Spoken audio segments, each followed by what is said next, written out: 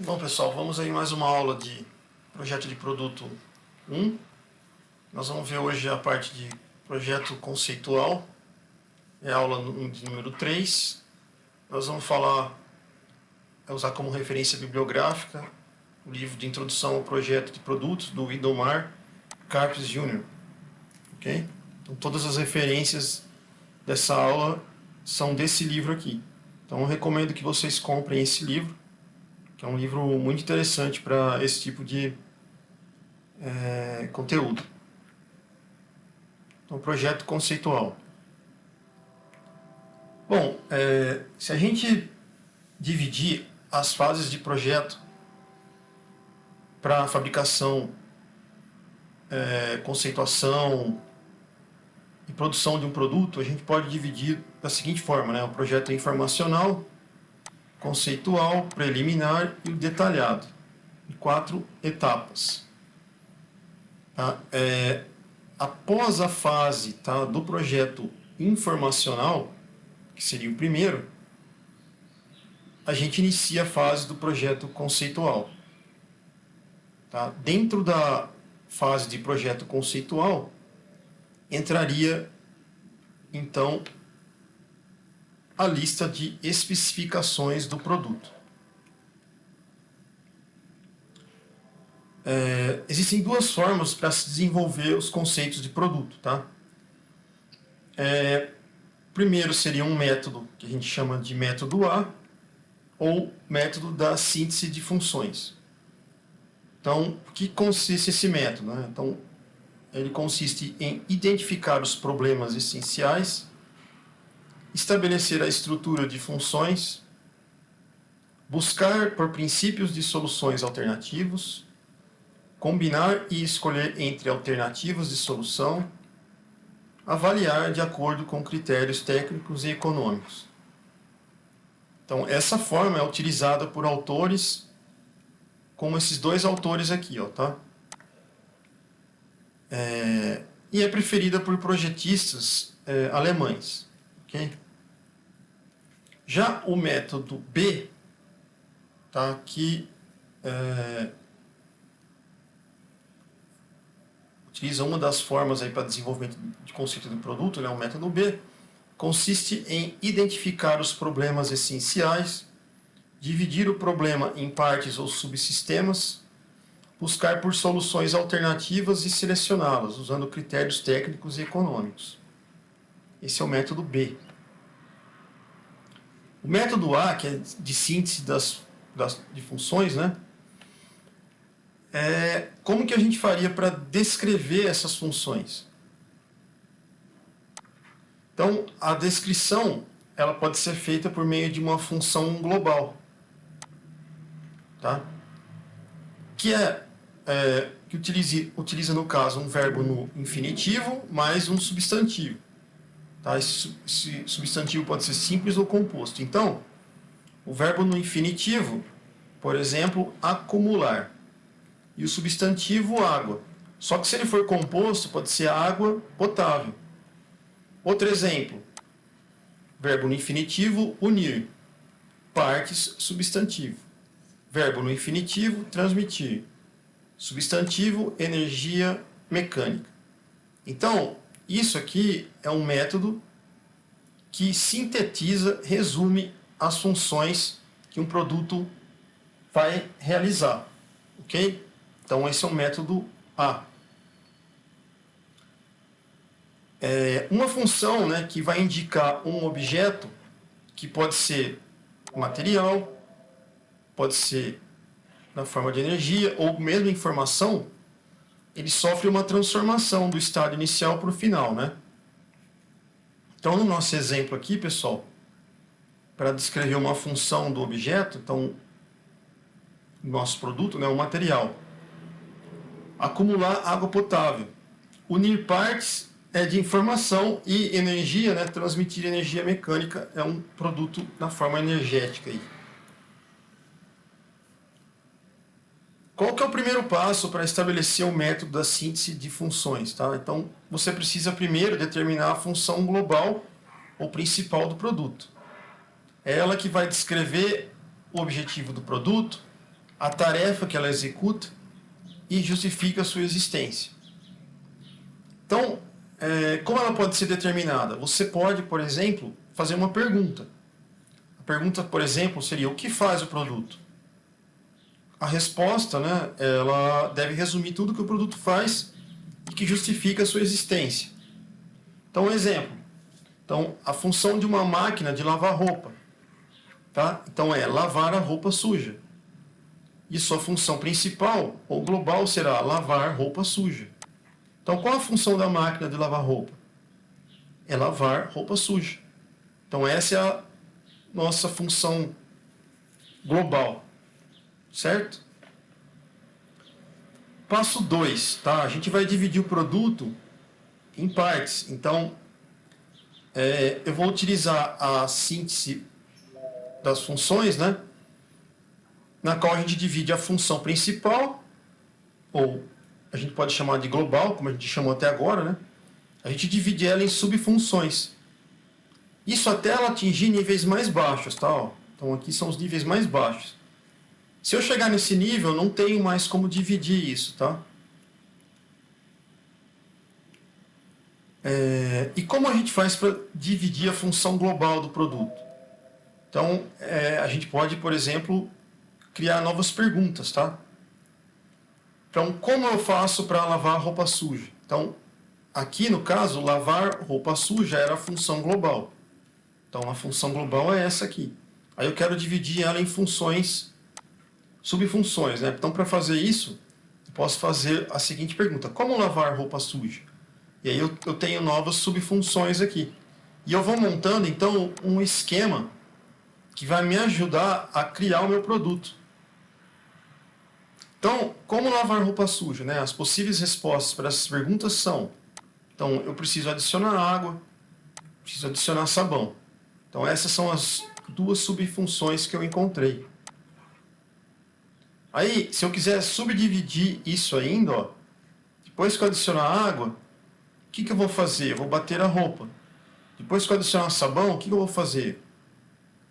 Perdão, depois que eu adicionar água, o que eu vou ter que fazer? Eu vou ter que enxaguar a roupa. Então eu vou subdividindo ainda, tá? Então as possíveis respostas, né, para essa pergunta do nível adicionar água e sabão, né, são essas, né? Como bater roupa, como enxaguar a roupa. E eu vou dividindo isso, tá?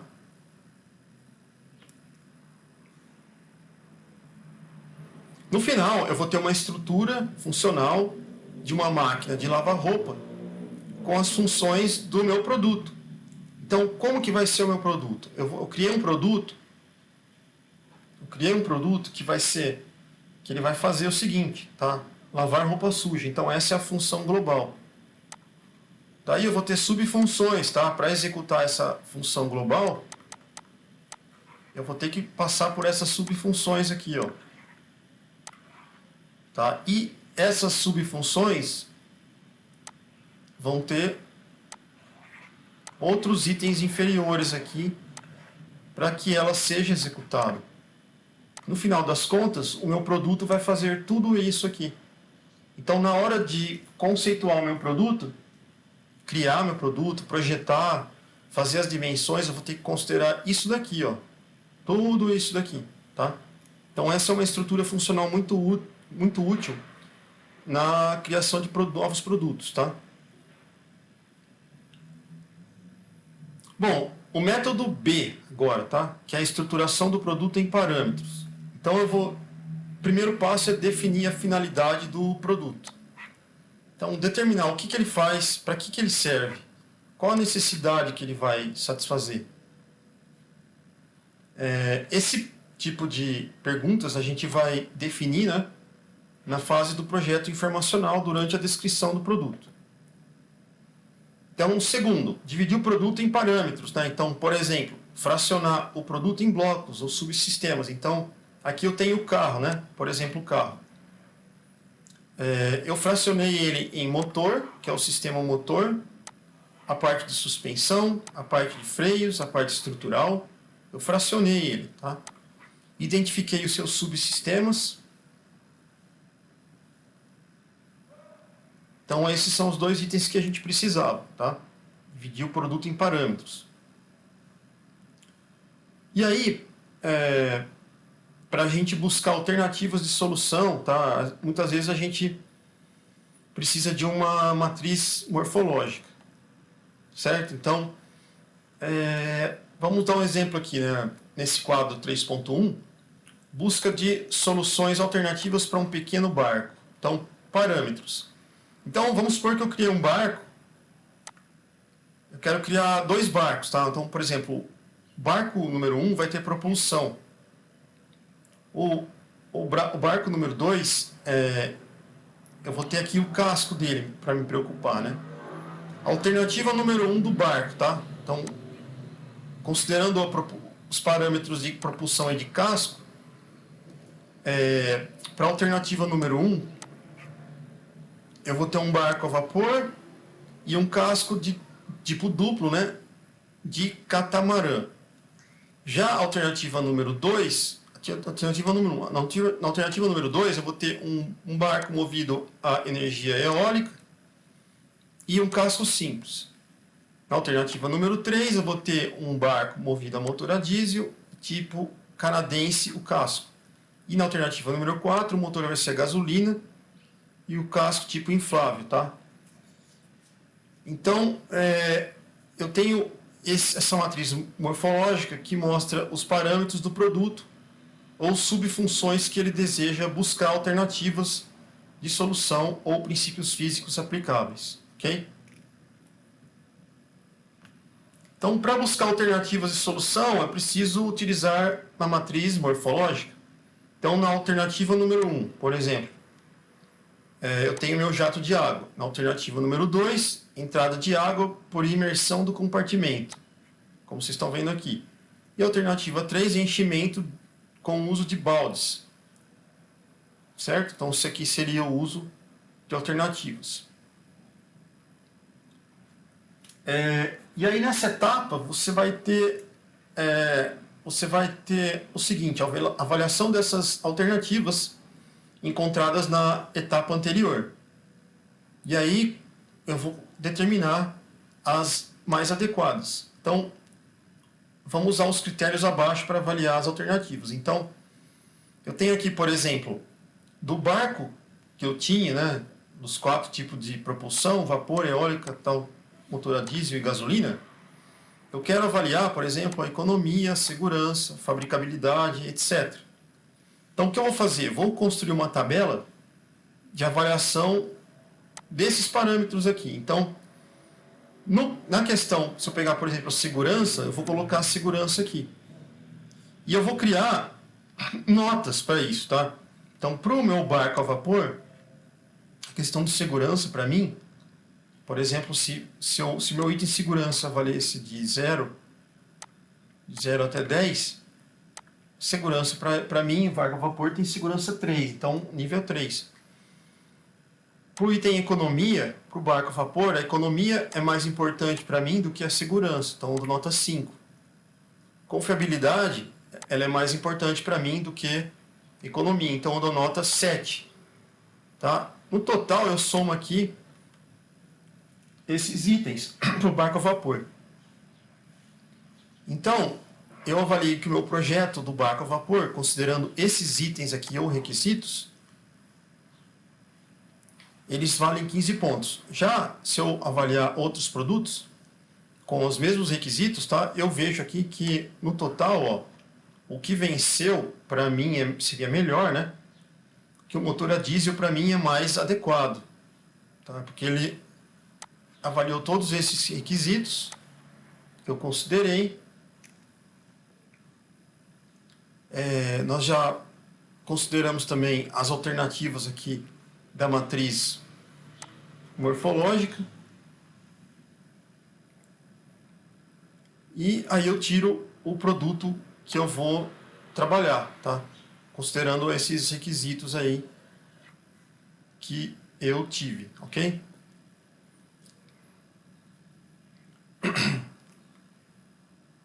Então, pessoal, a matriz morfológica ela serve para a gente como uma alternativa de seleção de a concepção do meu produto, tá? Então, se eu tenho alternativas do meu produto, baseado em alguns parâmetros, eu já posso escolher como que eu começaria a produzir ou conceber o meu produto. E aí eu posso verificar, baseando nessas alternativas que eu selecionei, novos requisitos, certo? Para selecionar com mais força o meu produto final, como que ele vai ser concebido, tá? Existe outro método, tá, pessoal? É um método que é conhecido como método de Pugh, um método para selecionar as melhores alternativas, tá? Então esse método ele ajuda a comparar soluções entre si, e é o seguinte: então, se você tem que uma solução é melhor que a solução alternativa, que ela é tomada em relação à referência que você escolheu, tá? Ela recebe um mais, tá? E aí ela vale um ponto. Se ela for igual, ela recebe igual e ela vale zero. E se for pior, é menos e vale menos um ponto. Então vamos supor aqui que eu tenho meus critérios, tá?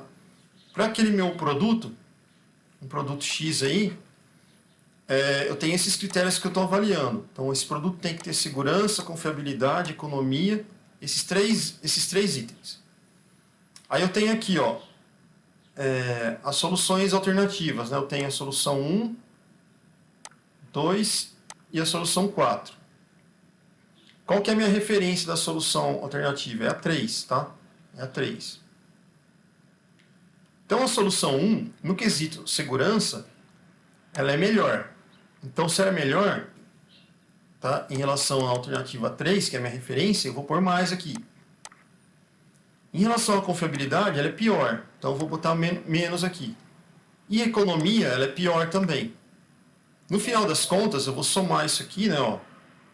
Então, mais 1, menos 1, menos 1, menos 2 dá menos 1. Tá? Aí eu faço isso para a solução 2, eu vou obter o seguinte aqui, né? Ó. Nota 2. E no final, para a solução 4, vou ter nota 1. Então, a solução alternativa 2 é melhor para mim, em relação a esses requisitos que eu avaliei no final. Certo? E aí eu deixo alguns exercícios aqui, tá? Mas esses exercícios vocês já fizeram em sala de aula, não precisam tá fazendo, tá? E a gente finaliza essa aula aqui, ok? Obrigado, pessoal, até mais.